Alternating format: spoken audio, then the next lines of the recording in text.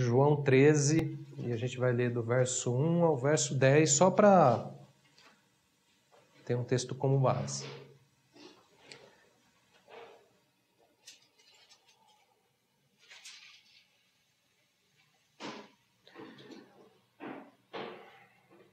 Todo mundo achou? Então vamos lá. Ora, antes da festa da Páscoa, sabendo Jesus que era chegada a sua hora de passar deste mundo para o Pai, tendo amado os seus que estavam no mundo, amou-os até o fim. Durante a ceia, tendo já o diabo posto no coração de Judas Iscariotes, filho de Simão, que traísse a Jesus, sabendo que o Pai tudo confiara às suas mãos e que ele viera de Deus e voltava para Deus, levantou-se da ceia, tirou a vestimenta de cima e, tomando uma toalha, cingiu-se com ela. Depois deitou a água na bacia e passou a lavar os pés aos discípulos e enxugá-los com a toalha com que estava cingido. Aproximou-se, pois, de Simão Pedro, e este lhe disse: Senhor, tu me lavas os pés a mim? Respondeu-lhe Jesus: O que eu faço não sabes agora, compreendê-lo-á depois. Disse-lhe Pedro: Nunca me lavarás os pés. Respondeu Jesus: Se eu não te lavar, não tens parte comigo. Então Pedro lhe pediu: Senhor, não somente os pés, mas também as mãos, a cabeça. Declarou-lhe Jesus: Quem já se banhou não necessita de lavar senão os pés. Quanto ao mais, está todo limpo. Ora, vós estáis limpos, mas não todos. Pois ele bem sabia quem era o traidor, pois foi por isso que disse: Nem todos estáis limpos. Até aí, tá bom. Vamos orar. Senhor, nós te agradecemos mais uma vez por estarmos aqui neste culto de ação de graças. Senhor, obrigado por esses 2 anos, ó Pai, deste trabalho no Senhor, nas nossas vidas e através das nossas vidas. Senhor, que o Senhor continue a nos fortalecer na força do Teu poder, no homem interior. Que o Senhor continue a nos guiar, que o Senhor continue a falar conosco, que o Senhor continue a limpar os nossos pés, que o Senhor continue a revelar o Seu amor, que o Senhor continue a nos dar discernimento e manifestar em nós e através de nós a graça e a verdade, para a glória do Teu nome. Pai, pedimos que nesta noite o Senhor continue a nos ensinar, que o Teu Espírito, Senhor, venha realmente se manifestar nesta noite. Que aqui haja, Pai, realmente uma experiência na presença do Senhor. Não estamos aqui simplesmente para estudarmos a Bíblia, Pai, para termos conhecimento intelectual da Bíblia, mas para estarmos, antes de qualquer coisa, na presença do Senhor, onde podemos realmente ser transformados segundo a Tua imagem, segundo o Teu querer. Abençoa-nos, ó Pai, nesta noite, com a Tua paz, com a Tua alegria, com a presença do Senhor, ó Pai, enriquecendo o nosso coração e a nossa vida. Senhor, em nome de Jesus, abençoa, Pai, os recursos da internet, a gravação do vídeo, para a glória do Teu nome. Nós oramos e Te agradecemos. Amém. E amém. Bom, a gente tem visto aqui, né? João disse que o Verbo se fez carne e habitou entre nós, cheio de graça e de verdade. E aí ele diz: vimos a sua glória. Ele viu, né, a sua glória. Ele experimentou da sua glória. Ele teve contato com a glória do Senhor. A glória que ele chama como a glória como do unigênito do Pai. João conheceu o Verbo. Olha só isso, irmãos. Que se fez carne. João teve participação, teve experiência, comunhão com o Verbo que se fez carne e habitou entre os homens cheio, né, de graça e de verdade. Ele não habitou entre os homens com graça e verdade, mas cheio de graça e de verdade. Então João diz: vimos a sua glória, glória como do unigênito do Pai. Ao ver Jesus cheio de graça e de verdade, habitando entre os homens, ele diz: nós vimos a sua glória. Hoje veremos um dos 2 momentos mais importantes, impactantes para João, para os discípulos, né? Onde certamente ele pôde ver, né, o Verbo entre eles, cheio de graça e de verdade, e a glória do unigênito do Pai. Eu digo um dos 2 momentos mais importantes, porque no Evangelho de João, somente 2 episódios foram registrados em mais de 2 capítulos. Na verdade, a maioria dos episódios foram registrados até um só capítulo. Aí você tem a experiência da ressurreição de Lázaro em 2 capítulos. Aí você tem 2 episódios em mais de 2 capítulos. A última ceia e a ressurreição. A morte e a ressurreição de Cristo. Do Getsemane até as manifestações de Cristo já ressuscitado. A última ceia, João registrou, olha só, em 5 capítulos. E a crucificação e a morte e a ressurreição de Cristo, do Getsemane até o final do livro, onde tem as manifestações de Jesus ressuscitado, em 4 capítulos. Todo o resto do livro, os outros episódios são um só capítulo, no máximo, tirando aí a ressurreição de Lázaro, que são só 2 capítulos. Por que isso é importante para nós? Isso demonstra o quanto estes 2 episódios, estes 2 momentos, foram importantes na experiência de João, na sua experiência particular. Ele demonstra que nesses episódios muita coisa acontece com ele na sua experiência com Deus. Por que ele registra tantas coisas nesses 2 episódios? Porque ele tinha muita coisa para falar da sua experiência com Deus nesses episódios.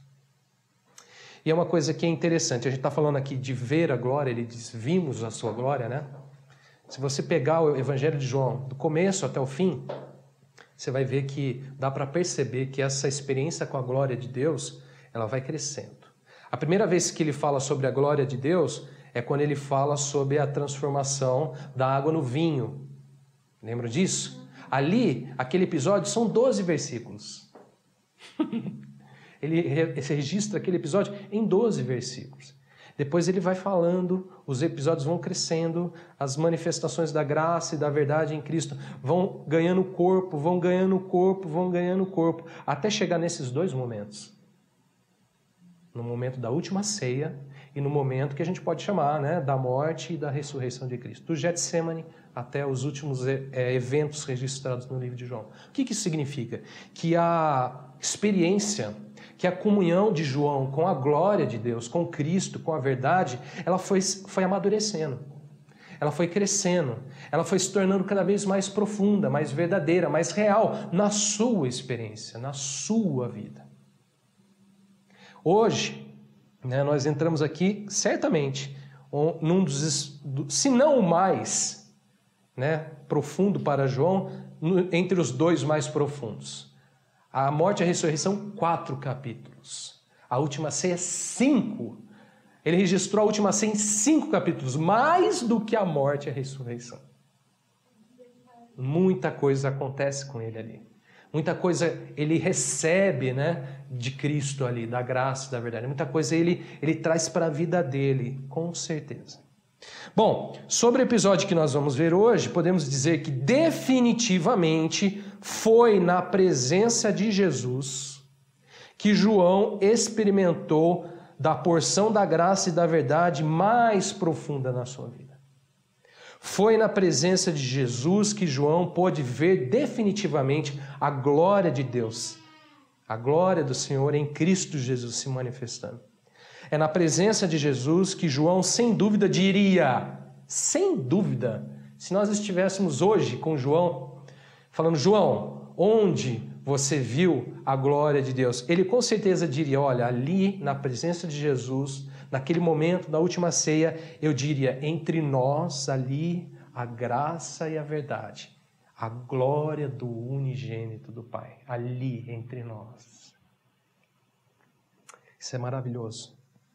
É maravilhoso ver essa perspectiva, né, do Evangelho, dos apóstolos, dos cristãos no início da igreja. Eles tinham uma experiência, eles tinham uma relação direta com a glória de Deus. O Evangelho era o Evangelho da glória de Deus, né? Nós vimos a glória de Deus. Eles tinham sido conectados, eles tinham sido trazidos, aproximados da glória de Deus. Irmãos, essa é a perspectiva do Evangelho. Como nós vimos já em outros estudos, como a carreira que nos está proposta, né, que fala sobre a glória, somos levados ao que é perfeito, o que é Cristo, nossos filhos conduzidos à glória. Essa é a perspectiva, né, do Evangelho. E deve ser a nossa perspectiva dentro da nossa experiência com Deus. A gente vê que hoje, né, muitas perspectivas, né, são trazidas para dentro do Evangelho, né?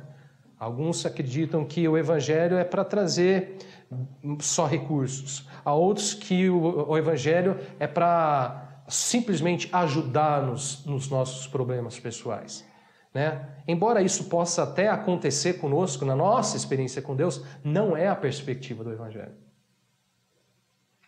Né? Se trazemos simplesmente, resumirmos simplesmente estas perspectivas para o Evangelho, nós estamos empobrecendo demais o Evangelho. Nós empobrecemos, nós humanizamos o Evangelho. Nós deixamos o Evangelho com cara de coisas deste mundo. Só que o Evangelho, né, a perspectiva do Evangelho, Mateus é assim, ele fala sobre o reino dos céus. Né? Marcos, embora fale muito sobre o servo, também nos traz essa perspectiva de glória, de ressurreição, de morte e ressurreição. Lucas também é detalhista nesse sentido, né? Fala muito sobre as parábolas que falavam sobre, inclusive, a volta, o encontro da noiva com o cordeiro. Todos os 4 evangelhos. A gente tem esta perspectiva. Eles são unânimes nessa perspectiva. Eles não tinham outra perspectiva. Eles tinham pontos diferentes, de colocações diferentes. Para um, Deus deixou uma coisa mais clara que a outra, mas eram a mesma perspectiva, a mesma direção. E deve ser para nós também. Né? A minha oração, antes de tudo, é que, antes até de começar, a gente realmente dar sequência no estudo, é que Deus amadureça em nós, nesta igreja, em cada um de nós, neste corpo aqui, né? Não só nos próximos anos que virão, mas na nossa vida, ao longo de toda a nossa caminhada com o Senhor, esta perspectiva da glória de Deus. Precisamos conhecer a glória de Deus, precisamos ter parte com a glória de Deus e comunhão com a glória de Deus. Esse é um chamado celestial. É por isso que Hebreus fala sobre participantes da vocação celestial. Nós somos chamados. Nós fomos introduzidos à glória de Deus. Nós que vivíamos completamente longe da glória de Deus. Paulo fala em Romanos que nós carecemos do quê? Da glória de Deus. O pecado traz, né, um prejuízo tremendo. Tremendo. Ele nos põe à parte, fora da comunhão com a glória de Deus. Não é só as perdas que nós temos aqui nessa vida e as consequências que trazem, né, geralmente o pecado traz nessa vida, mas principalmente ela nos deixa fora, à parte da glória de Deus. Como é linda a nossa experiência com Deus quando a gente está em comunhão com a glória de Deus. A nossa casa é diferente, o nosso casamento é diferente, os nossos filhos são diferentes, os nossos propósitos de vida são diferentes. A nossa perspectiva da nossa vida, o propósito para o qual nós existimos é diferente. É completamente diferente. Então a minha oração é que Deus nos traga isso pela sua misericórdia, né, e nos faça crescer nisso, nos faça cada vez mais a contemplar esta glória, a ponto de declararmos com total convicção, assim como fez João, né, vimos a sua glória, e ele habitou entre nós, né, a glória do unigênito do Pai. Bom, então vamos lá, vamos começar com a melhor parte desse texto. Eu vou pedir para que alguém leia para mim de novo, do verso 1 ao verso 10.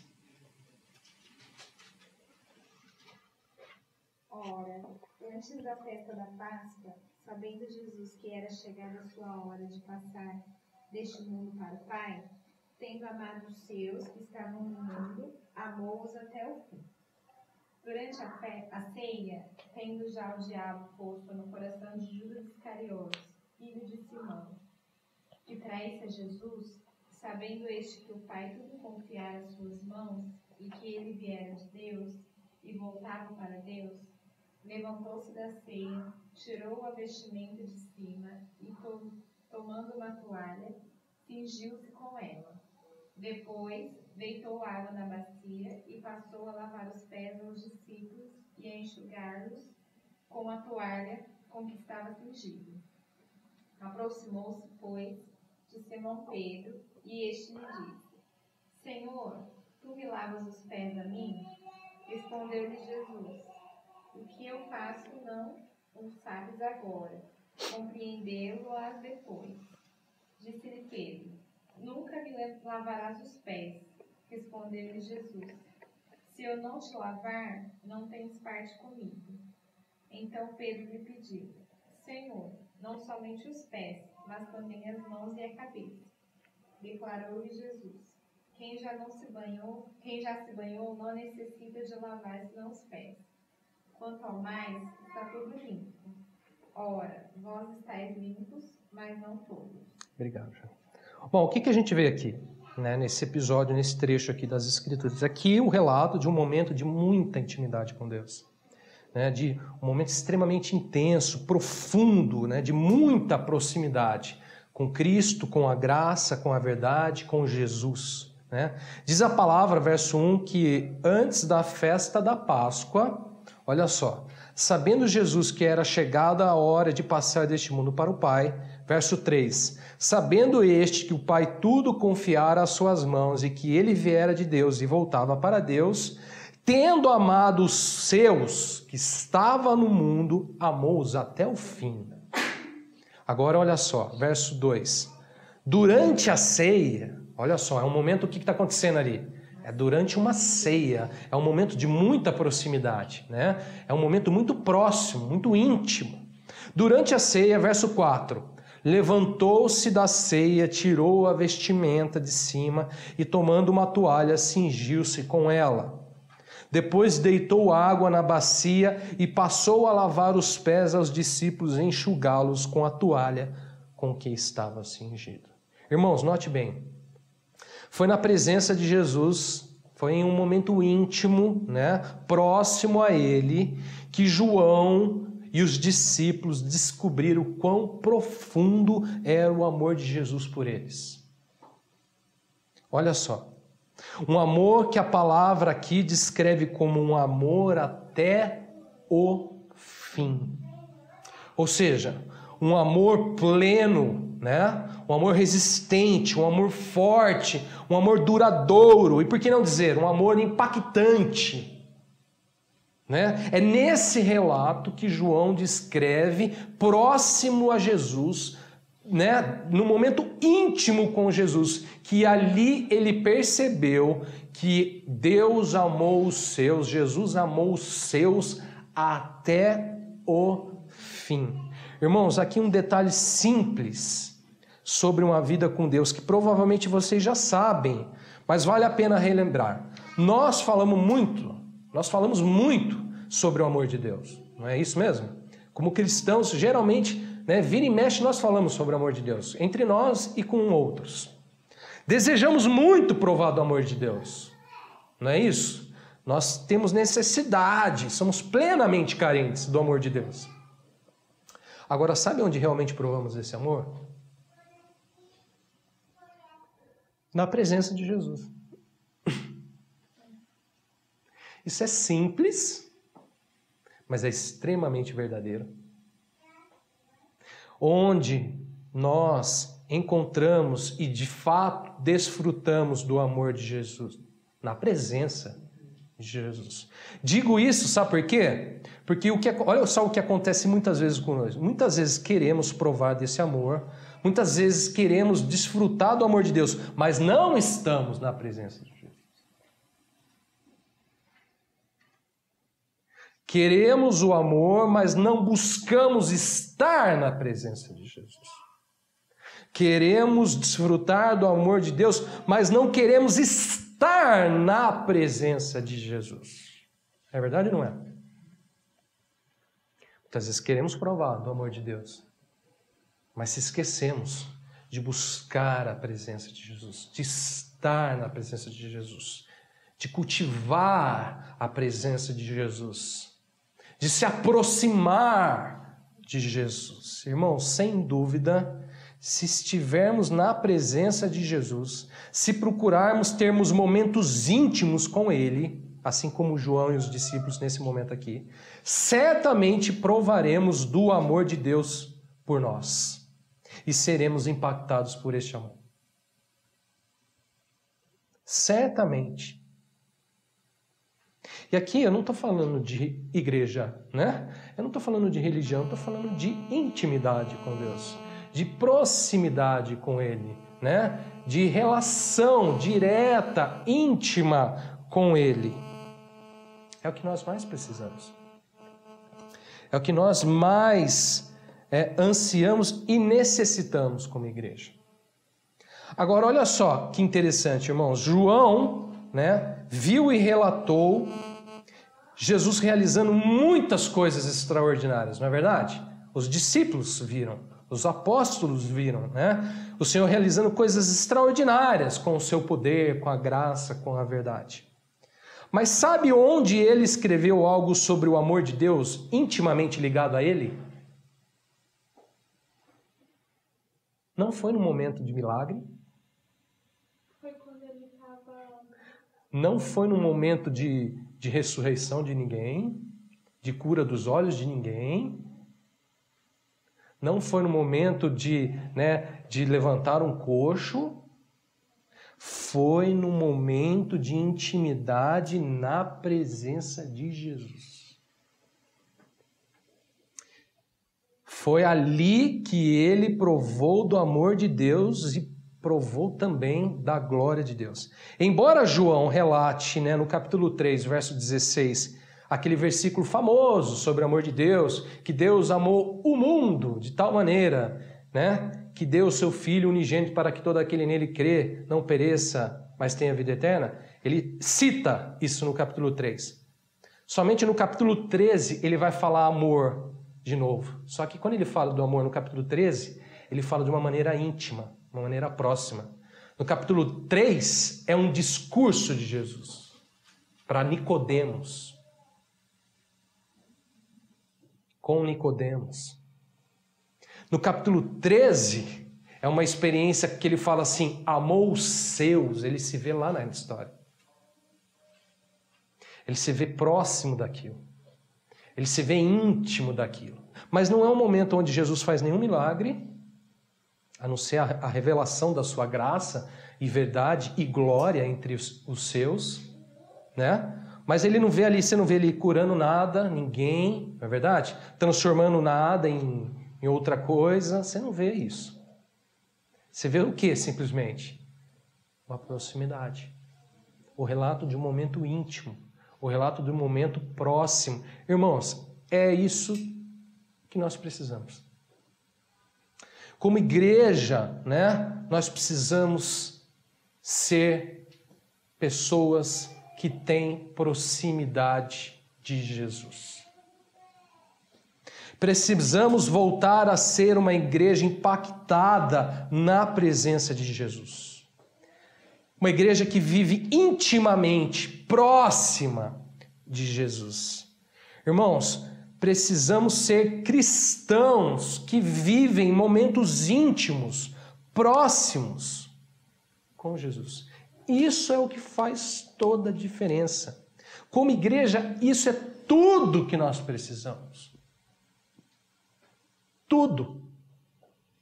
É o que nós mais precisamos. É tudo o que nós precisamos. Sermos pessoas, indivíduos, que na sua história, passando por este mundo, passando por esta vida, tiveram e deixaram como legado esta experiência. Como João, foram próximos de Jesus. Nós estamos falando aqui do apóstolo que mais próximo teve de Jesus. E a gente vê isso no Evangelho, a gente vê isso nas suas cartas, a gente vê inclusive no Apocalipse. Realmente é um homem que deixou aqui este legado. O que nós podemos falar de João? Um homem que teve proximidade de Jesus. Um homem que teve intimidade com Jesus. quando ele se fez carne e depois que ele ressuscitou e subiu aos céus. Ele continua tendo a mesma proximidade, a mesma intimidade com Jesus. Agora, olha só, como foi que João e os discípulos experimentaram desse amor aqui, né, que ele relata? Olha só, diz aí, texto 1.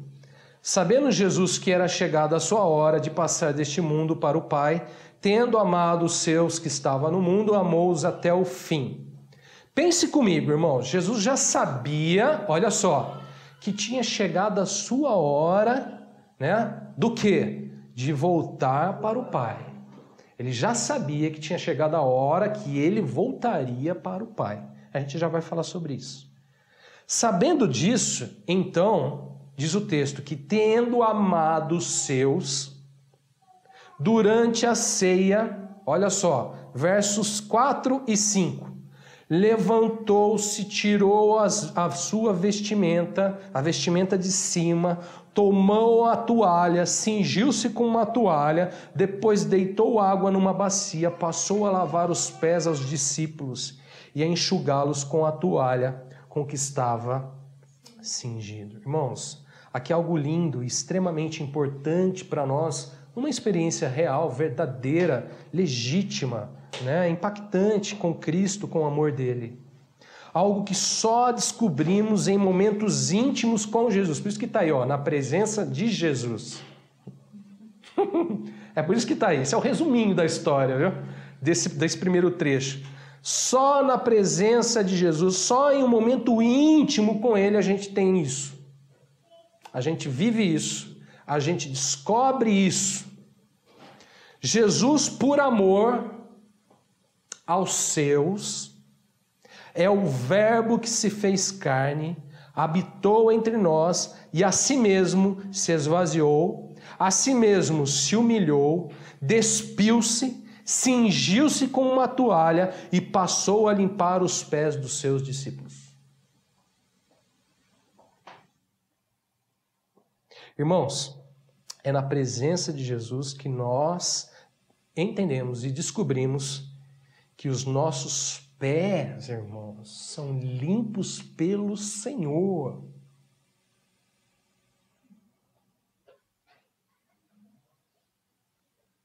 É na presença de Jesus que descobrimos que há um Deus que limpa os nossos pés. Está entendendo isso? Nossos pés que facilmente se sujam, né? Pela poeira desse mundo. Irmãos, posso dizer uma coisa para vocês. Isso certamente é graça e verdade. É graça de Deus e é verdade. É uma verdade para nós. É uma realidade. Temos um Senhor que se esvaziou a si mesmo, que se humilhou a si mesmo para lavar os nossos pés sujos.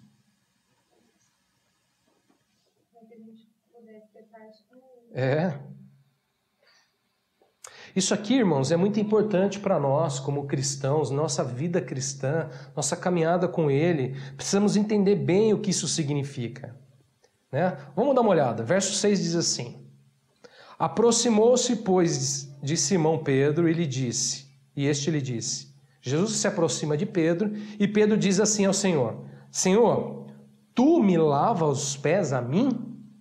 Repare que Pedro estranha isso, né? Ele estranha isso.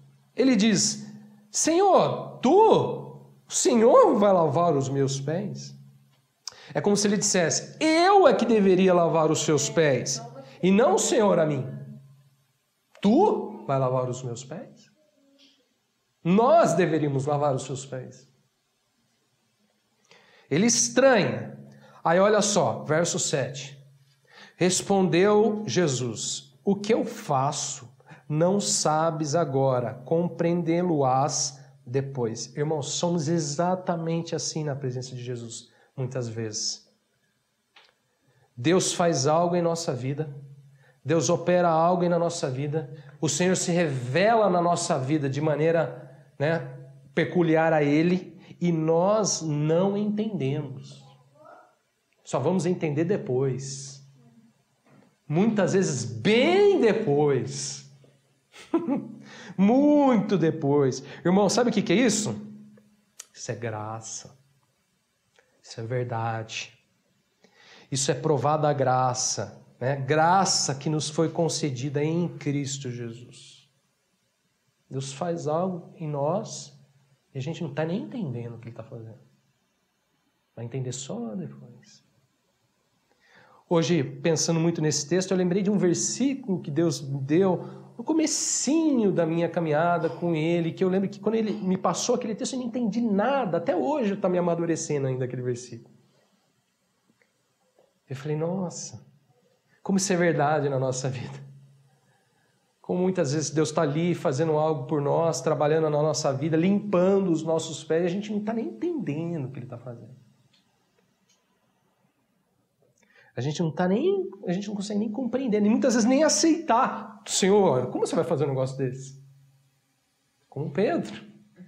Se tu que vai lavar os meus pés? Agora olha só. Ele diz assim, né? Verso 8. Disse Pedro, nunca me lavará os pés. Olha como a gente não entende mesmo, né? Respondeu Jesus, se eu não lavar os pés, te lavar, não tens parte comigo. Aqui o significado desse lavar os pés.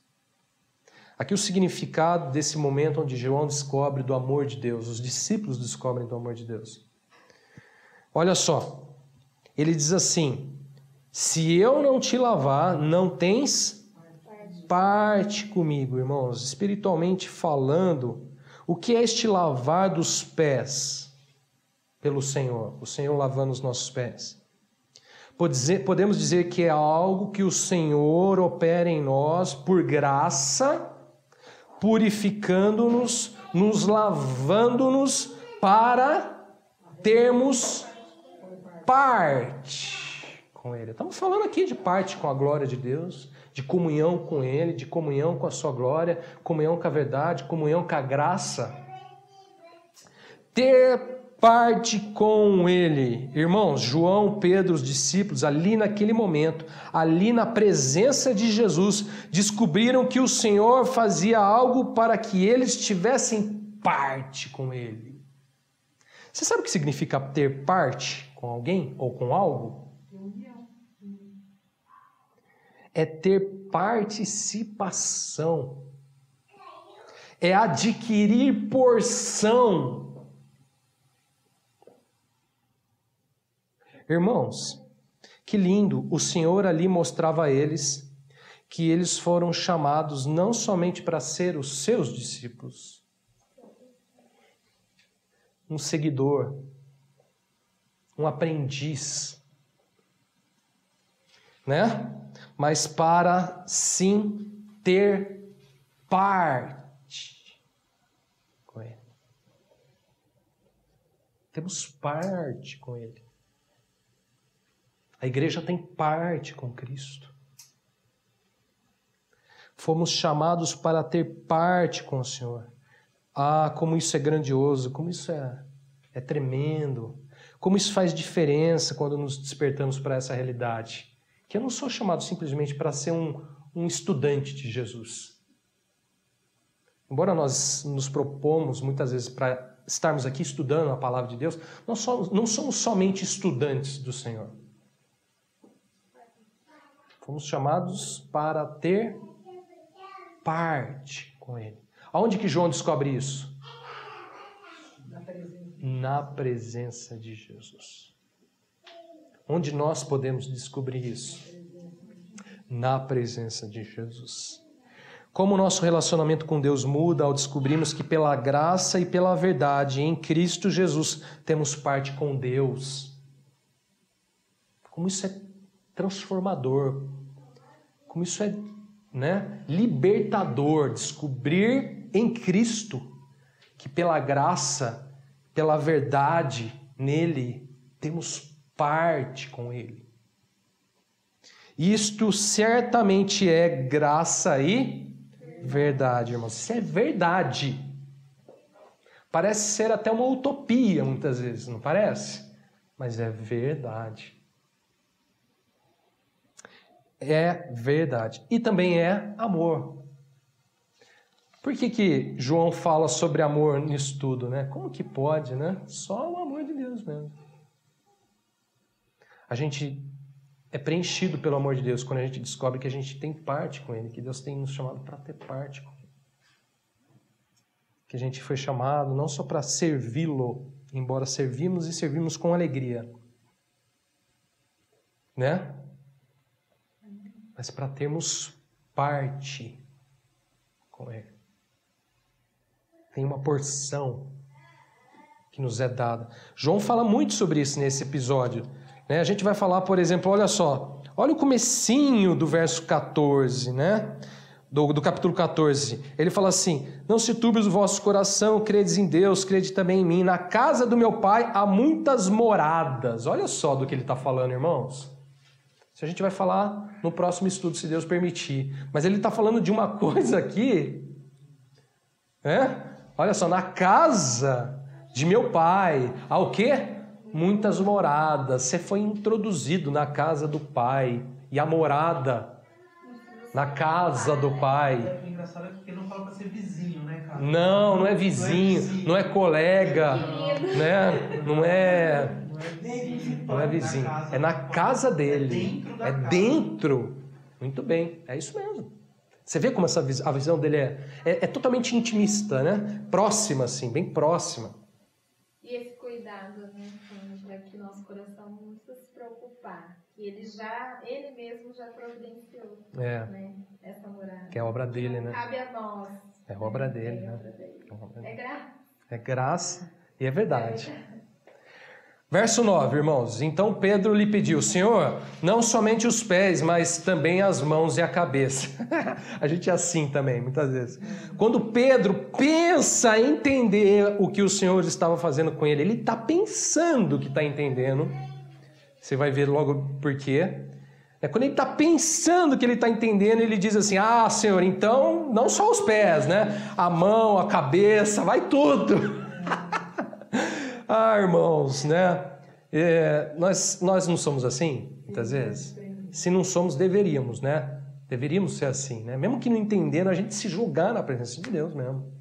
Se jogando, Pedro se joga. Já que eu vou ter parte com o Senhor. Já que ele entende claramente, os apóstolos entendem claramente quando ele fala: tendes partes comigo. Por isso que ele fala: então Senhor, então mão, pé, quero ter parte, né? Pé, cabeça. Pedro ainda não entendia muito bem o que o Senhor estava fazendo aqui com ele, né? Ele já demonstrou isso, mas ele se coloca por inteiro. Então vai mão, pé, cabeça. A gente tinha que ser assim. A gente precisa ser assim no Senhor, mesmo não entendendo muito bem, é se jogar de cabeça. É de mão, pé, cabeça, tudo. Então, verso 10, declarou-lhes Jesus: quem já se banhou não necessita de lavar, senão os pés.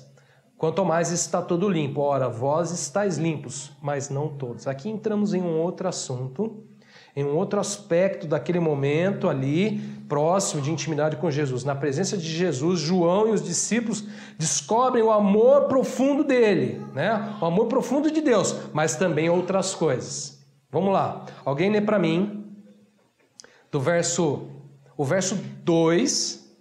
Depois alguém lê para mim o verso 10 e o verso 11.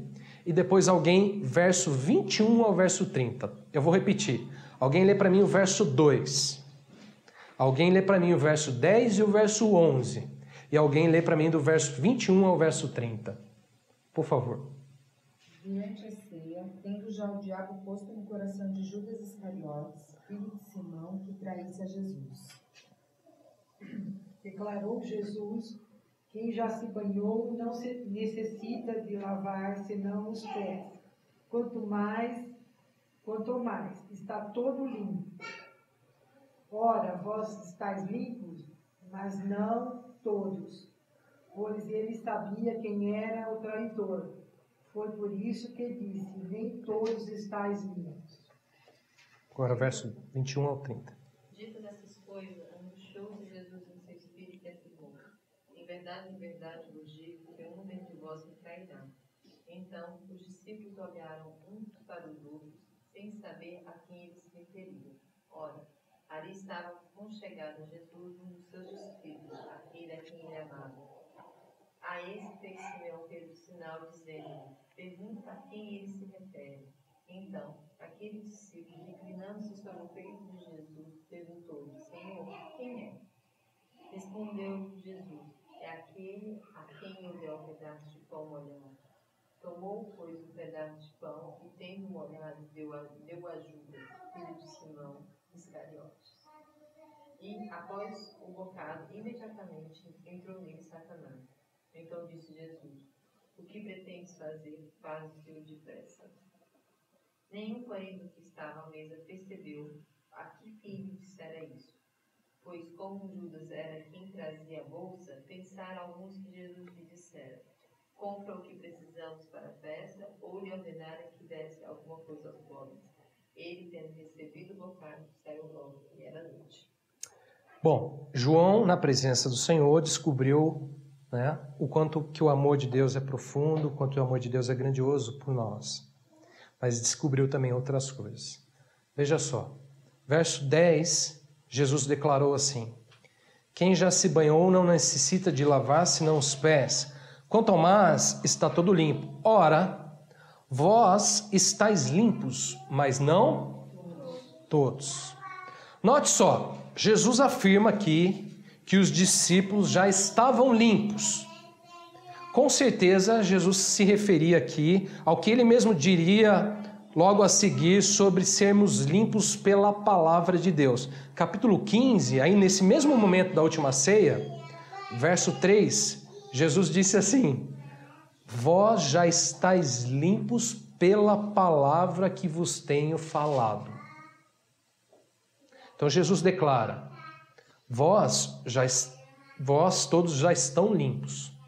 Estão limpos pela palavra que vos tenho falado. Isso a gente vai falar melhor, mas num outro estudo adiante. Agora, olha só. Os discípulos já haviam sido ministrados pela palavra do Senhor muitas vezes, né? Já haviam crido na palavra do Senhor, né? Por isso que ele fala: já estão limpos pela palavra de Deus. Para Jesus, os discípulos já estavam limpos pela palavra que ele tinha falado. Mas então Jesus diz assim: mas não todos. Vós estáis limpos, né? Plural. Está falando de um coletivo aqui.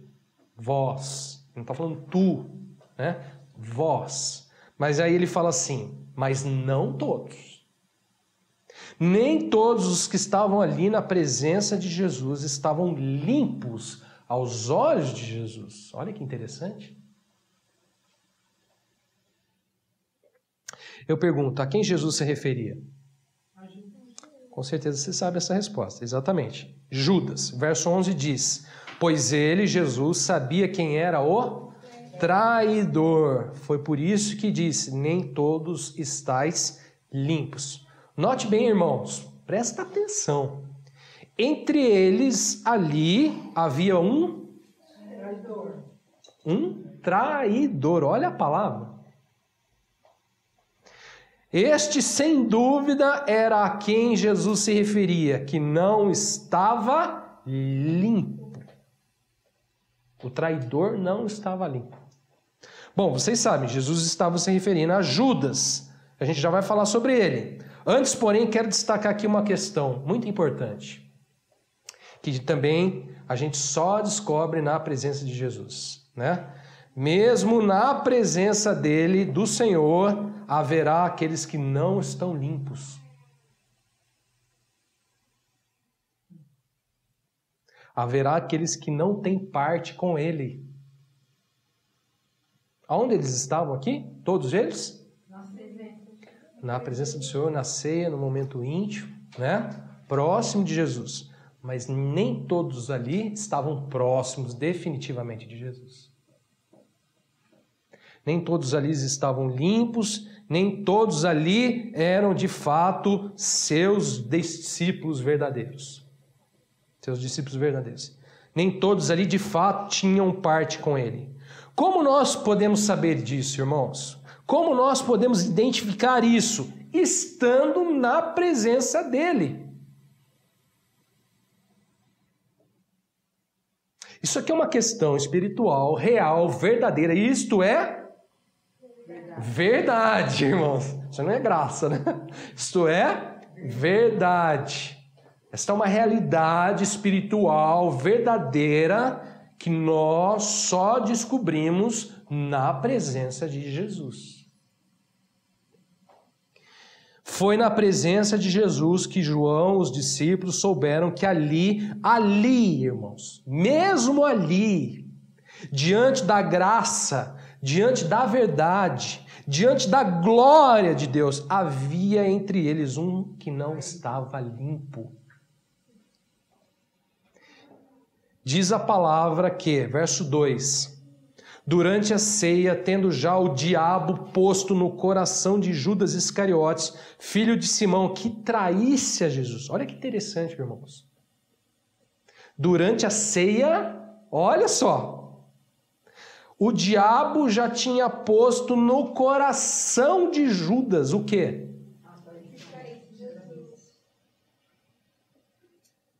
Acho isso incrível. Mesmo na presença de Jesus, alguns têm o coração sendo influenciado pelo diabo. Mesmo na presença do Senhor, hein?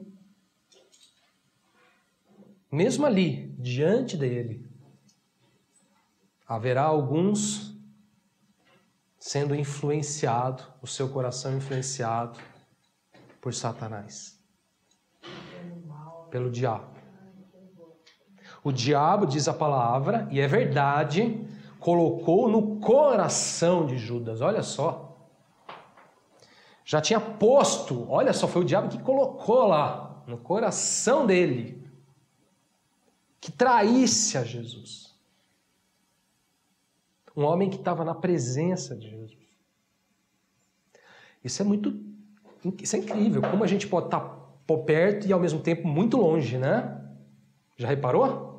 Olha isso, é um mistério, né? A gente pode estar pertíssimo e ao mesmo tempo extremamente longe. Põe a lanche. Irmãos, é por isso que não estão todos limpos, né? Seu coração era o quê? Influenciado por um sujo. Entendeu? Por que nem todos estão limpos? Porque tem alguém aqui que o coração está sendo bem sujinho pelo sujão. Está bem sujo o coração de um aqui pelo sujão de todos, o mais sujão de todos. Irmãos, como vocês sabem, Judas era ganancioso, né? Ele tirava da bolsa deles lá o dinheiro que era colocado, ele era ladrão, né? Tinha muita coisa parecida com aquele que estava ali, tocando no coração dele. Irmãos, Judas não estava nem um pouco preocupado em estar na presença de Jesus, em conhecer a presença de Jesus, em ter parte com Jesus. Judas se preocupava em lucrar com Jesus.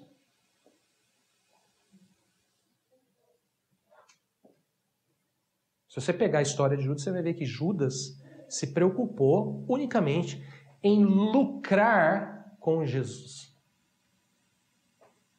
Judas, em nenhum momento você vê Judas construindo, né, algo próximo da presença de Jesus, construindo realmente um relacionamento verdadeiro com Jesus. Você só vê Judas querendo lucrar junto com Jesus. Então, temos que tomar cuidado com isso. Muito cuidado. Se a gente vem para o Senhor somente pensando nos nossos lucros, nas benéficias, a gente tem que tomar muito cuidado. Porque a gente pode abrir uma pequena brechinha nessa história para um sujão, e esse sujão é capaz de acabar com a nossa história. Judas se preocupou em lucrar com Jesus, não se preocupou em ter parte com Jesus. Bom, olha só, verso 21. Angustiou-se Jesus em espírito e afirmou: em verdade vos digo que um dentre vós me trairá. Irmãos, olha essa declaração entre aqueles próximos de Jesus, entre aqueles que estavam próximos de Jesus. Em verdade, isto é verdade. Em verdade, Jesus disse: um dentre vós, irmão. Não lá de fora, não. Não lá, sabe, aquele que nunca entrou, nunca viu, nunca sabe, nunca ouviu. É um de vós, ele diz, me trairá. Então, verso 22, os discípulos olharam uns para os outros, eu fico só imaginando essa cena. Jesus afirmando, né?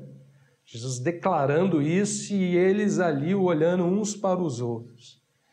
Diz aí o texto que eles olhavam uns para os outros sem saber, olha só, eles não sabiam a quem ele, Jesus, se referia. Estou falando para vocês que eles não sabiam. Note como foi na presença de Jesus, tendo proximidade de Jesus, que eles então descobriram quem foi. Veja só, verso 23. Ora, ali estava com o quê? Conchegado a Jesus, um dos seus discípulos, aquele a quem ele amava. Olha como João realmente descobriu do amor dele ali na presença de Jesus, né? Ele repete, né, essa questão do amor. Aí, verso 24. A esse fez Simão Pedro sinal dizendo, pergunta a quem ele se refere. João está ali perto de Jesus. Conchegado a Jesus. João está bem pertinho de Jesus. Pedro faz sinal para João. João, pergunta a ele quem é o traidor. Eles não sabiam. Porque João estava perto. Só João estava pertinho, né? Era o mais perto, era o conchegado, né? E Pedro fala, você que está mais perto, pergunta quem é o traidor. Eles não sabiam. Verso 25. Então aquele discípulo reclinando sobre o peito de Jesus, irmãos. Isso a gente descobre chegando lá no peito de Jesus. É encostando a nossa cabeça no coração de Jesus. É isso que a gente descobre assim, essas coisas. Essas verdades espirituais a gente só descobre na presença e bem perto de Jesus. Reclinando sobre o peito de Jesus, perguntou-lhe, Senhor, quem é? Veja só, irmãos, o próprio João, o discípulo mais próximo de Jesus, é quem descobre quem era o traidor. Jesus só tinha afirmado que ali havia um traidor, mas ninguém sabia. João, chegando bem perto, bem próximo, perguntou para Jesus, Jesus, quem é o traidor? Foi por essa proximidade, foi por esse relacionamento íntimo com Jesus que ele descobriu que ali quem era ali o traidor. Verso 26, respondeu Jesus, é aquele a quem eu der o pedaço de pão molhado. Tomou, pois, um pedaço de pão e, tendo molhado, deu a Judas, filho de Simão Iscariotes. E após o bocado, imediatamente entrou nele Satanás. Então disse Jesus, o que pretendes fazer, faze-o depressa. Veja só, irmãos, veja, Judas estava comendo do pão que o próprio Jesus dava a ele.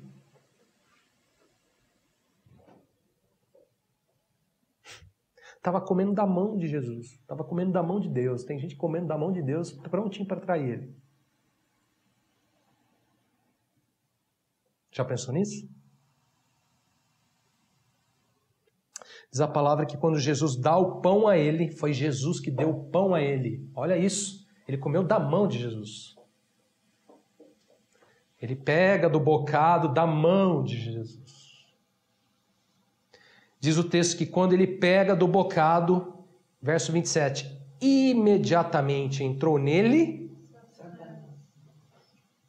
Irmãos, que verdade doída, né? É doído isso. É triste. É uma verdade, mas é uma verdade dolorosa. Dolorida. Triste. Irmãos, ali comendo do pão, do mesmo pão de Jesus, ali comendo da mão de Jesus, mas com Satanás nele.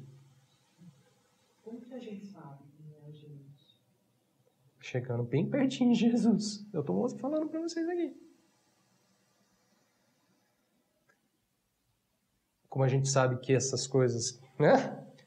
Ó, veja só, irmãos, há um paralelo aqui. Há uns descobrindo o amor dele. Certo?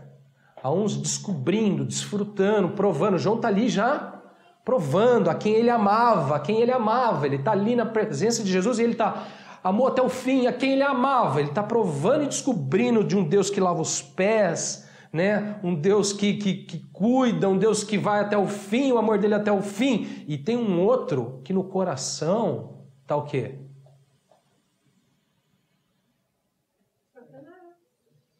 Vou trair esse cara.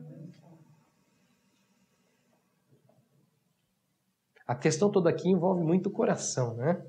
Uns descobrindo o amor, porque o Espírito Santo derramou em nosso coração o amor de Deus. E outros derramando outras coisas, né? O diabo derramando. Como se estivesse mirabolando algo. Irmãos, aqui, né, um detalhe. Jesus pode fazer de nós discípulos que têm parte com Deus. Já Satanás pode fazer de nós traidores.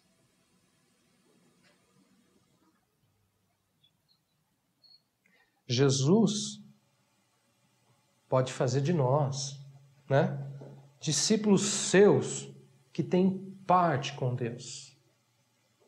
Há uns que terão parte com Ele. Já outros, Satanás fará deles traidores. Isto é verdade. Bom, vamos continuar. Alguém lê para mim do verso 12 ao verso 20, por favor.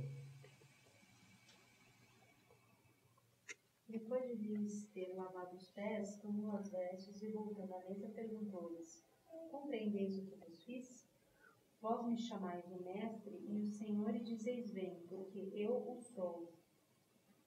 Ora, se eu, sendo o Senhor e o mestre, vos lavei os pés, também vós deveis lavar os pés uns dos outros. Porque eu vos dei o exemplo, para que, como eu vos fiz, façais vós também. Em verdade vos digo que o servo não é maior do que o seu senhor, nem o enviado maior do que aquele que o enviou. Ora, se sabeis estas coisas, bem-aventurados sois se as praticardes.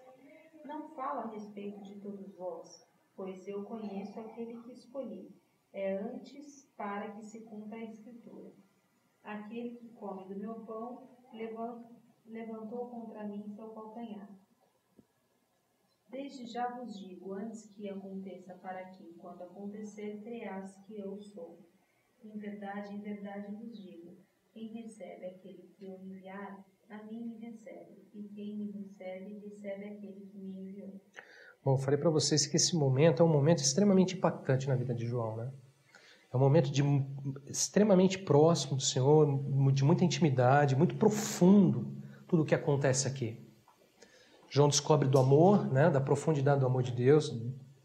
João descobre de realidades que envolvem, né, a proximidade com o Senhor, o meio que ele está inserido, as coisas que estão acontecendo ali entre eles, que eles não estavam vendo e não estavam percebendo. E João descobre também algo aqui tremendo. Diz o texto que depois de lhes ter lavado os pés, depois que Jesus lavou os pés dos discípulos, tomou novamente as vestes e, voltando à mesa, perguntou-lhes: Compreendeis o que eu vos fiz? Verso 13: Vós me chamais mestre e senhor, e dizeis bem, porque eu sou. Olha, Jesus está dizendo isso. Vocês estão compreendendo o que eu estou fazendo com vocês? Talvez não estão compreendendo direito, né? Vocês viram? Pedro não estava entendendo direito. Jesus pergunta: vocês estão compreendendo? Mas aí ele fala assim: vós me chamais mestre e senhor, e dizeis bem, porque eu sou. Certo? Verso 14: Ora, Se eu, sendo o Senhor e Mestre, vos lavei os pés, também vós deveis lavar os pés uns dos outros. Verso 15. Porque eu vos dei exemplo para que, como eu vos fiz, façais vós também. Aqui, novamente, algo que só descobrimos, que só aprendemos em momentos íntimos com Jesus, na presença de Jesus. Se a gente quiser fazer isso aqui, fora da presença de Jesus, é um desastre. Diz a palavra que depois de ter lavado os pés dos discípulos, Jesus perguntou a eles: compreendeis o que eu vos fiz? Então ele completou: também vós deveis lavar os pés uns dos outros. Se vocês compreendem, então também vós deveis lavar os pés uns dos outros. Irmãos, o que aprendemos e só é possível na presença de Jesus? Lavar os pés uns dos outros. Eis aqui, mais um ponto muito importante para nós que também precisamos compreender muito bem. Bom, repare que Jesus está dizendo assim, nada mais, o que Jesus está dizendo é nada mais isso do que sigam os meus passos. Por quê? Ele diz assim, em outras palavras, se nós compreendemos o que Jesus está fazendo, o que ele fez entre nós, tem feito conosco, quando ele lavou os nossos pés, se a gente está compreendendo o trabalhar de Deus na nossa vida, devemos então imitá-lo e fazer o mesmo. Jesus disse, compreendeis bem o que eu vos fiz? Se vocês me chamam Senhor e Mestre e eu os lavei os seus pés, também vós deveis lavar os pés uns dos outros. Irmãos, o que Jesus está fazendo? Nos ensinando a seguir os seus passos. Se ele fez isso, nós também devemos fazer isso. O mesmo. Agora, olha só, qual é o segredinho aqui nessa história? Tem um segredinho aí que é o que a gente precisa aprender. O segredinho é estar com Jesus, na presença de Jesus. Porque se for fazer... Esse é o segredinho. Digo isso porque, da mesma forma que muitas vezes queremos provar do amor de Deus sem estar na presença de Deus, muitas vezes também queremos lavar os pés uns dos outros sem estar na presença de Deus. Queremos muitas vezes lavar os pés dos outros, mais ou menos por culpa, por uma carga que a gente está carregando, mas sem estar na presença dele. Irmãos, posso afirmar que todas as vezes que tentarmos lavar os pés uns dos outros sem estarmos na presença do Senhor, não haverá, sabe o quê? Graça e nem verdade. Sabe por quê? Sabe por que eu posso afirmar isso? Não é da minha cabeça. Porque a graça e a verdade estão em Jesus. Estão em Jesus. É na presença de Jesus que nós obtemos graça e verdade para poder transmitir para os outros. Se não estivermos na presença dele, não temos, consequentemente, graça e nem verdade para transmitir para os outros. É por isso que muitas vezes, quando tentamos lavar os pés do Senhor, temos a impressão que aquilo é mecânico, de que aquilo ali não é verdadeiro, que aquilo não é uma experiência real, que vem de nós, porque é do homem. Porque nos falta muitas vezes o quê? Exatamente o mais importante, irmãos. Foi na presença de Jesus que eles aprenderam essa lição. Não foi por recado de Jesus que eles aprenderam essa lição. Não foi um ensinando o outro que eles aprenderam essa lição. Foi na presença de Jesus. Muitas vezes a gente não está com os pés limpos. Nunca tivemos, muitas vezes, né, essa experiência e queremos fazer nos outros. Irmãos, na verdade, essa questão aqui é algo extremamente maravilhoso para nós, é ímpar para nós. Quando Jesus disse sobre termos parte com Ele, Ele não estava brincando. Repara só. O que Deus estava ensinando aos discípulos naquela hora era que, uma vez limpos pelo Senhor, eles agora seriam também canais da mesma graça e da mesma verdade e do mesmo amor. Eles não foram limpos pelo Senhor? Ao serem limpos, eles não provaram, como João diz, da graça, da verdade, do amor de Deus? Então, o que Jesus está falando, então, uma vez que isso fosse verdade na vida deles, agora eles seriam também um canal desta mesma graça, desta mesma verdade. Por isso que Jesus disse, se eu não vos limpar, não tendes parte comigo, não tem participação comigo. O que Jesus estava fazendo era introduzi-los, né, a esta parte com Ele. Temos participação com Ele. Irmãos, eles agora seriam participantes de um propósito divino. Que propósito é esse, irmãos? Transmitir graça e verdade e amor. Muitas vezes a gente banaliza isso, como que achando que fosse uma coisa extremamente natural. E não é. É tão divino que, se não estivermos na presença dele, do Senhor, não temos graça e nem verdade para transmitir para os outros. E o nosso amor ele se resume a um amor natural, carnal, humano, muito falho. Um amor que ora ama, ora que não ama, que ora sente, ora não sente, que ora tá com o biquinho assim, que ora que não tem biquinho, que ora tá alegrinho, que ora não tá alegrinho. Nós somos assim. Não somos assim?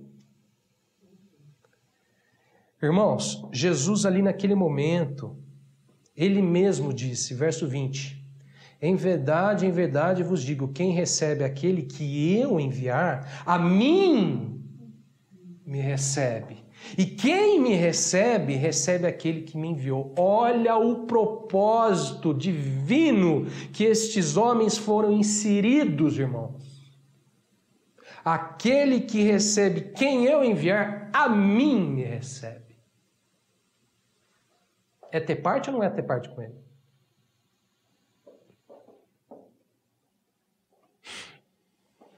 Está entendendo?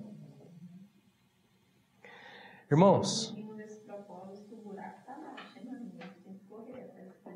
temos que se achegar. Temos que ficar bem pertinho. Porque isso, ele disse, nós devemos. Como discípulos seus, como os teus, como uma vez que, recebendo dele isto, compreendendo dele isto, devíamos também fazer uns aos outros. Isso é um propósito, é uma responsabilidade e é uma verdade. É graça e verdade. É graça e verdade. Agora precisamos realmente enfatizar algo aqui, irmãos. Isso é um propósito divino, isso é uma obra divina, portanto devemos estar na presença de Deus para que isso seja uma verdade em nós, entre nós. Para que eu cumpra esse propósito divino, eu preciso estar na presença dele. É simples assim. Mas na prática nem tão simples assim.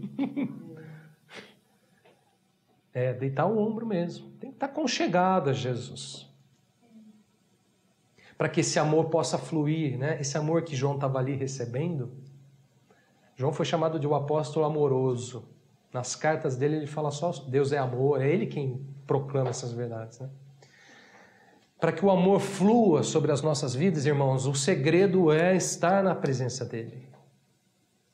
Se quisermos fabricar isso em nós, isso não vai ser verdade, não vai ser verdadeiro e não vai trazer graça. Nem verdade, nem amor. Se não estivermos na presença de Deus e mesmo assim tentarmos fazer isto, faremos mecanicamente e nada teremos realmente para oferecer a não ser, sabe o quê? Nós mesmos.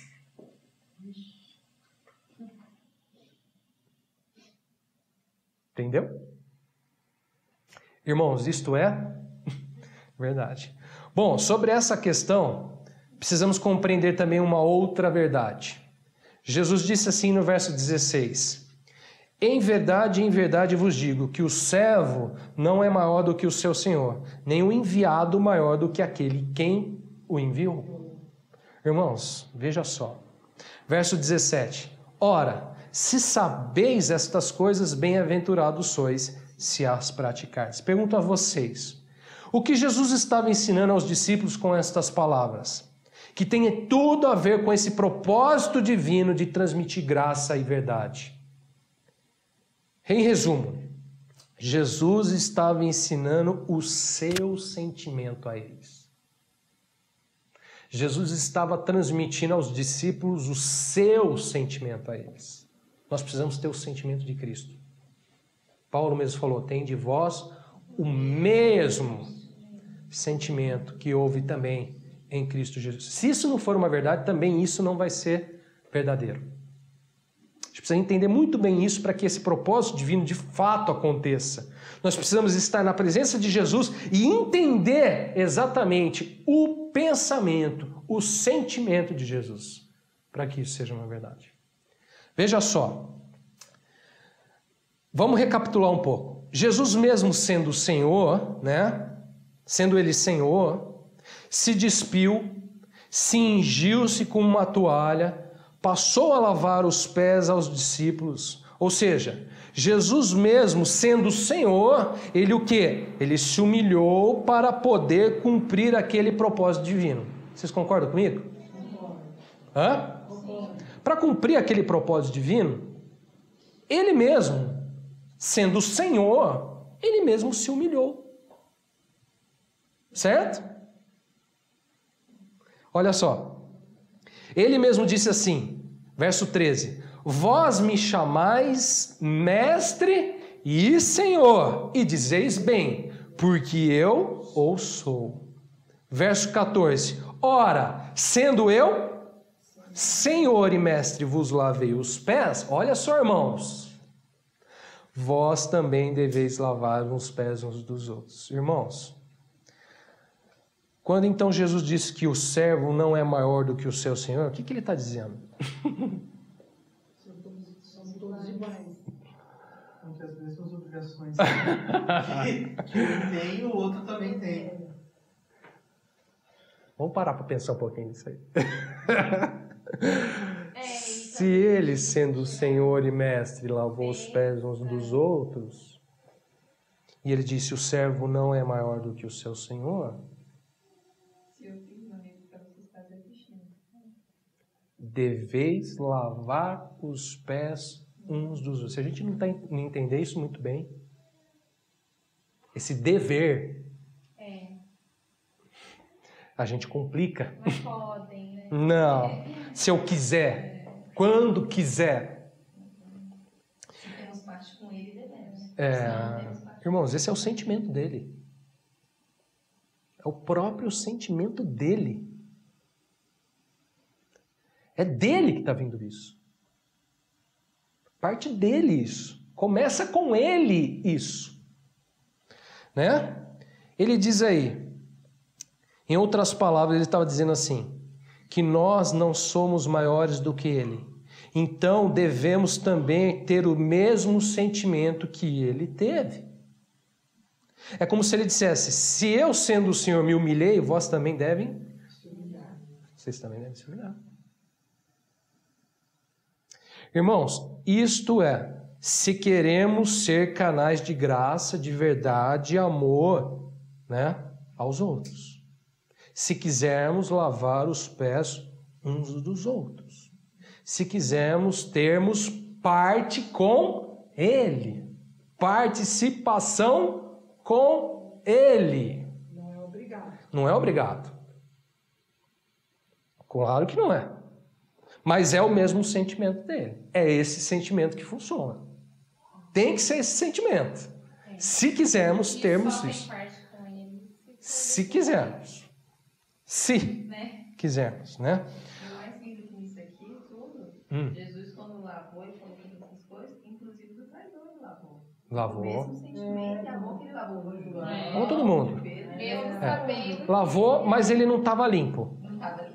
Né? Lavou. Mas Jesus não deixou de fazer a parte Não, dele. muito pelo contrário. Muito pelo contrário, ele não deixou de manifestar a E já que vai me trair, também não vou lavar até o pé, né? Mesmo porque também aí seria percepção de pessoas, né? Sim. Outra classificação aí. E Jesus já seria contraditório, né? Sim. E humildade é humildade.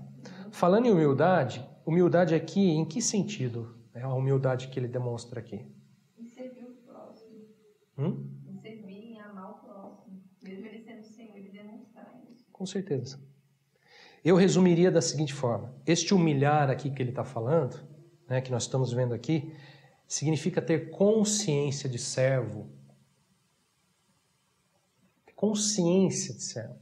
Ter sentimento, pensamento, consciência, atitude de servo. Por quê, irmãos? Olha só. Se queremos ser canais da graça e verdade do amor, não estamos aqui para ser servidos, mas sim para servir. Jesus disse sobre esse sentimento nele. Em Marcos, capítulo 10, verso 45, diz assim: o próprio Filho do Homem não veio para ser servido, mas para servir e dar a vida em resgate de muitos. Paulo aos Filipenses disse à igreja: tende em vós o mesmo sentimento que houve também em Cristo Jesus. Aí ele diz assim, olha sobre o sentimento. Pois ele, subsistindo em forma de Deus, não julgou como usurpação ser igual a Deus. Antes, a si mesmo se esvaziou, assumindo a forma de servo, tornando-se em semelhança de homens, e reconhecido em figura humana, a si mesmo se humilhou, tornando-se obediente até a morte e morte de cruz. Nós temos que ter sentimento de servo, como igreja, para que os propósitos divinos se cumpram na nossa vida, para que essa participação seja verdadeira, real, né, abundante, frutífera, nós temos que também ter em nós, Paulo diz, em nós, o mesmo sentimento que houve também em Cristo Jesus. Assumir forma de servo. Quando você olha para Tiago foi irmão do Senhor. Foi irmão. Né? De carne. Ele começa a falar assim na sua carta: eu, Tiago, servo. Não fala irmão, não fala grande amigo de Jesus, né? Grande parente, vizinho, morador da casa de Deus. Ele fala servo. Grande homem de Deus. Grande homem de Deus, né? Uma vez eu vi um pregador que há muito tempo eu não vejo ele pregar. E ele disse que uma vez ele foi convidado para pregar em Cuba, né? E aí disse que fizeram uma cruzada, ele ia participar de uma cruzada, aí tinha lá, colocaram um cartaz assim sobre ele, né? Pastor Josué Erion, né? Aí quando ele chegou lá em Cuba, estava lá na cruzada, Pastor Josué Erion, o grande servo de Deus. Aí ele chegou e falou para os irmãos, isso não existe. Ou você é grande, ou você é servo. Servo não é grande. Ou você é grande, ou você é servo. O grande servo de Deus. Não tem grande servo de Deus. Tem servo de Deus. Sentimento, irmãos, de servo. Né? Agora, mas aqui, mais uma vez eu digo, né? Isso só pode ser uma verdade em nós na presença de Jesus. E nós aprendemos esse sentimento na presença de Jesus. Foi na presença de Jesus que João e os discípulos receberam este sentimento, irmãos. Isso é graça, isso é verdade, né? Um detalhe, irmãos, essa questão é o cerne do cristianismo. É o centro do cristianismo puro, né? Do cristianismo puro. É o cerne do ser cristão. Servos de Cristo. O que significa ser cristão? Servo de Cristo. Irmãos, é claro que essa realidade, Satanás, ele trabalha pesado mesmo para roubar isso da igreja. Para arrancar isso da igreja, né? Irmãos, discípulos de Cristo, né? Nós precisamos ser servos de Cristo. Como hoje, né, nesse tempo, temos falhado como igreja nesse sentido. Há muitos que pensam que vêm aqui para ser servido, né? E não para servir. Para ser visto, para ser, sei lá o quê. Honrado. Que o Senhor tenha misericórdia de nós como igreja hoje, nesse tempo. Nós precisamos ser servos, não traidores, servos. Que Deus tenha misericórdia de nós e tire essa mancha de traição do meio de nós. Esse sentimento orgulhoso, prepotente. Em nome de Jesus. Bom, que oração? Quanto tempo já foi aí, Cristian? Será que aguenta aqui a fita? 5 minutos. 5 minutos? Então vamos tentar rapidinho.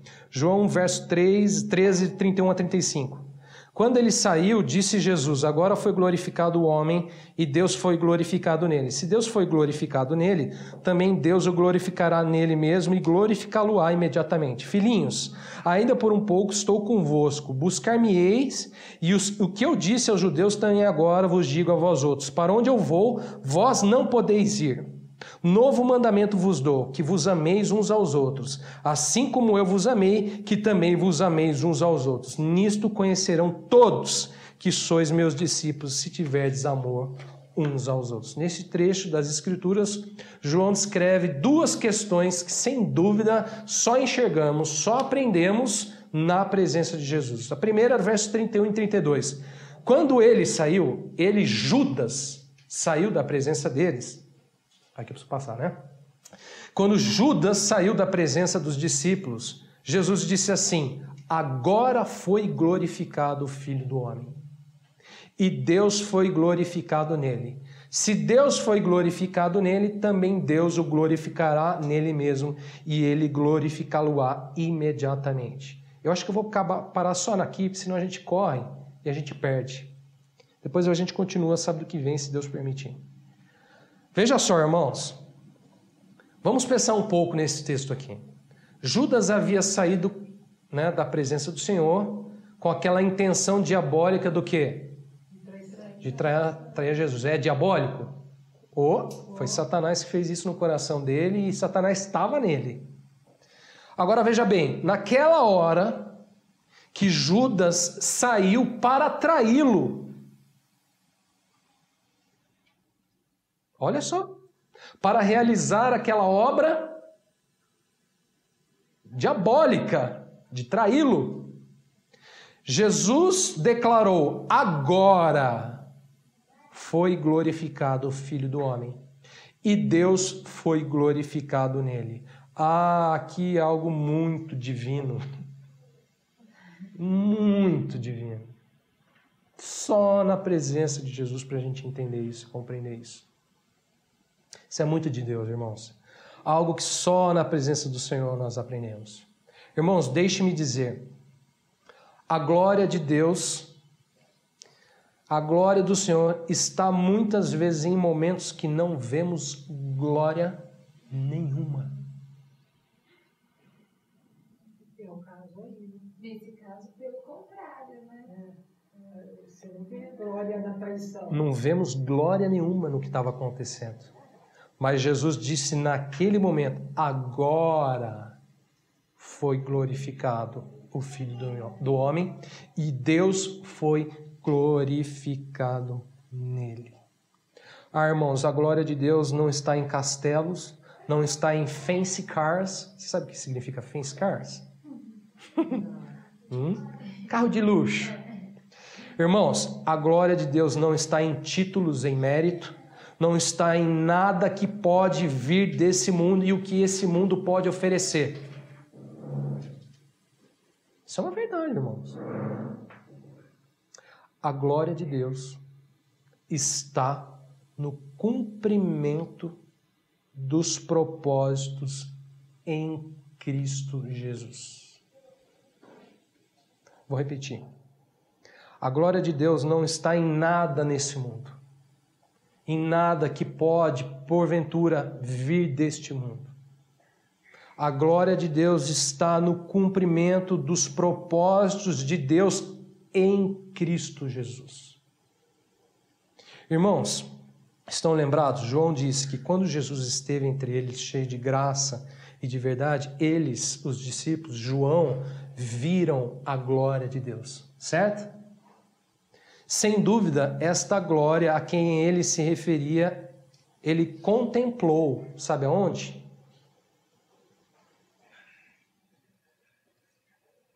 Em Cristo. E no cumprimento dos propósitos divinos em Cristo. No completar de sua obra em Deus. Jesus disse, agora foi glorificado o Filho do Homem e Deus foi glorificado nele. E Deus foi glorificado nele. Irmãos, isso nós só compreendemos e só enxergamos, só vivemos na presença de Jesus. Essa ótica da glória de Deus, nós só recebemos, entendemos na presença de Jesus. Com certeza não será, não virá das coisas desse mundo, mas sim do cumprimento dos propósitos de Deus em Cristo. Em Cristo. Sinceramente, irmãos, sobre a glória de Deus, não cabe muita explicação. Sabe por quê? Porque isso tem que ser vivido. Descreva a glória de Deus, irmãos. Porque também isso é muito particular. É melhor falar assim, viva a glória de Deus. Busque a sua porção da glória de Deus. Viva, exatamente. Experimente. Com certeza aqui João está recebendo aqui uma ótica da glória de Deus que não é nada humana. Concordam comigo? Que não vem do homem. Naquele momento que ele saiu, que Jesus falou assim, vai e cumpre o que você tem que fazer. Naquele momento, Jesus disse, agora foi glorificado o Filho do Homem. E Deus foi glorificado nele. Se Deus foi glorificado nele, também Deus o glorificará nele mesmo. E glorificá-lo-á, olha só, imediatamente. Naquele mesmo momento, naquela mesma hora, ele glorificava o Pai e o Pai o glorificava. Bom, irmãos, vamos parar por aqui. Sábado que vem, se Deus permitir, a gente dá sequência. Ainda tinha mais coisas, mas não vai dar tempo. Em resumo, vamos ficar com isso aqui.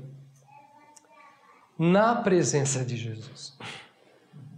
Se é uma coisa que a gente precisa e que vai fazer toda a diferença conosco, com a nossa vida, é entender que nós devemos viver na presença de Jesus.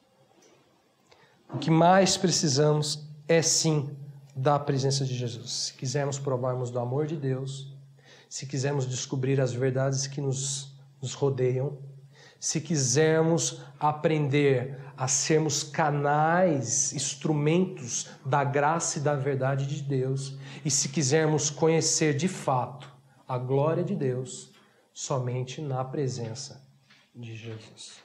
Vamos orar? Senhor, eu quero te louvar, quero te agradecer mais uma vez por esses 2 anos, pela vida de cada irmão aqui presente.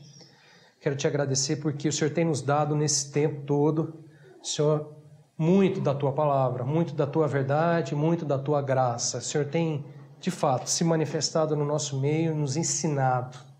Senhor, nós te pedimos que esta palavra que vimos hoje, ela se cumpra nas nossas vidas, a ponto de termos em nós também o mesmo sentimento que houve também no Senhor.